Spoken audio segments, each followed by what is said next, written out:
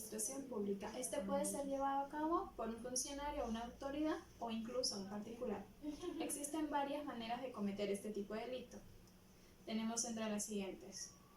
Puede tratarse de un funcionario solicitando o recibiendo un favor a cambio de algún tipo de beneficio, aún sabiendo que no es legal.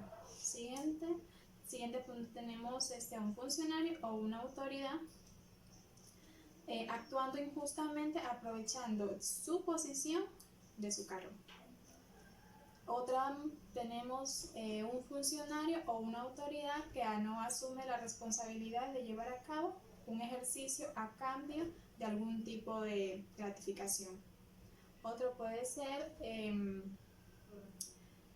los que tratan de corromper a un funcionario o a una autoridad a cambio de algún favor o un beneficio.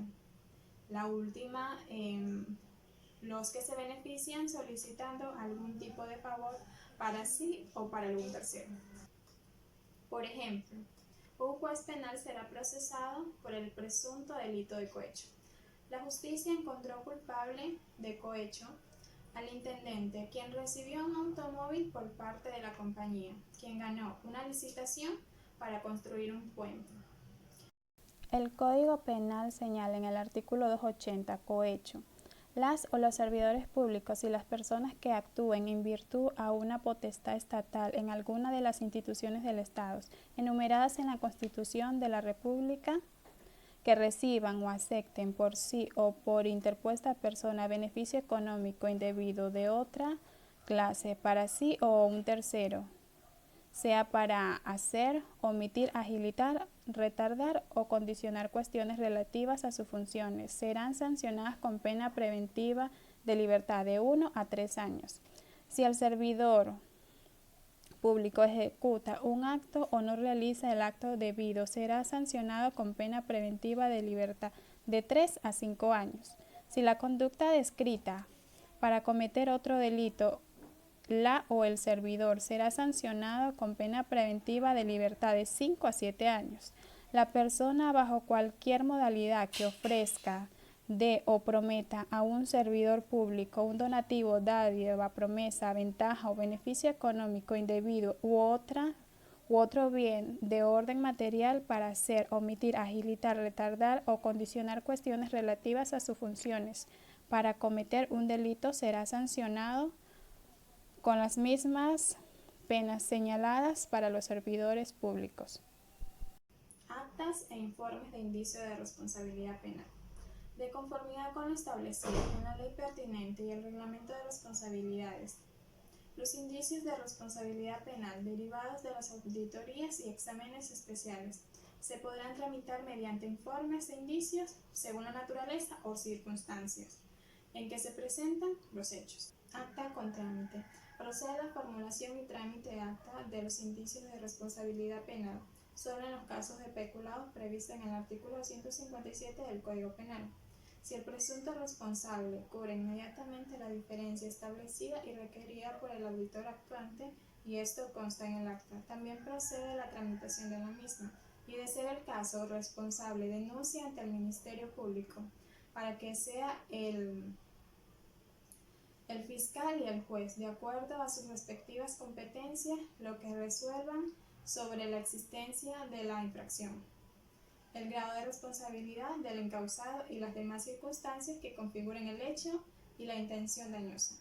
Trámite con informe. Con informes de indicio de responsabilidad penal tramitarán los siguientes casos. Primero, cuando se refieren a delitos tipificados como de peculado, mencionados en el acápite precedente, siempre que el auditor actuante no haya podido efectuar los requerimientos para que el presunto responsable cubra el faltante y en caso de que no sea posible llegar en un corto tiempo a resultados finales del examen.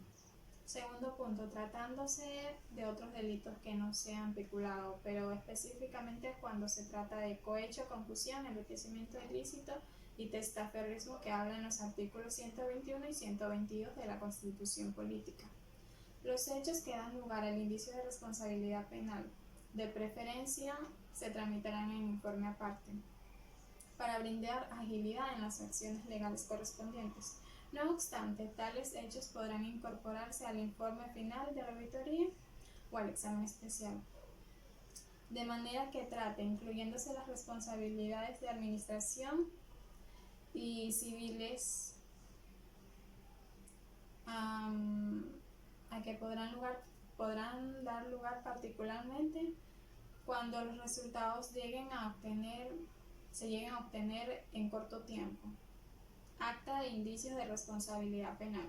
El acta de indicios de responsabilidad penal constituye un documento público elaborado por funcionarios públicos competentes con el fin de acreditar o dejar en constancia el resultado del estudio y el análisis de las cuentas, operaciones y transacciones en materia del examen practicado a la entidad que originaron el indicio de responsabilidad penal, debido al carácter imprescindible del delito. El acta se constituye en un instrumento emergente para tomar acciones oportunas dentro de los procesos penales por peculado, principalmente respecto al presunto responsable, pues podría producirse una evasión. En el acta se demostrará en forma suficiente la situación contable y financiera, esencialmente la diferencia de menos o faltantes, respaldadas con las evidencias encontradas en la auditoría. Base legal. En el artículo 65 de la Contraloría General del Estado nos habla de las actas o informes y en general de los resultados de la auditoría o exámenes especializados practicados por los servidores de la Contraloría General, que establecen los indicios de responsabilidad penal de la manera en la que se procederá de acuerdo al artículo 65. Formulación de acta. Para la formulación de acta y tramitación del acta no se requerirá previamente que se haya presentado un informe del examen practicado. El servidor público que intervenga en la diligencia o en la forma previa a la formulación del acta requerirá al presunto responsable o al faltante la reposición inmediata del valor. Si se realiza una reposición, se deberá dejar constancia de ello en un informe. Caso contrario, se formulará la correspondiente acta, expresando que se realizó el requerimiento y se procederá de conformidad con lo señalado en la ley pertinente, así como lo dispuso en el reglamento, de acuerdo a lo dispuesto en el reglamento de responsabilidades. El Departamento de Patrocinio procederá a la denuncia que corresponde. Por ello, es importante que a través del acta, el movimiento contable de la cuenta, la regulación, la presentación del saldo, presentación de evidencias respecto al delito que permitan la cuantificación del faltante al juez de lo penal.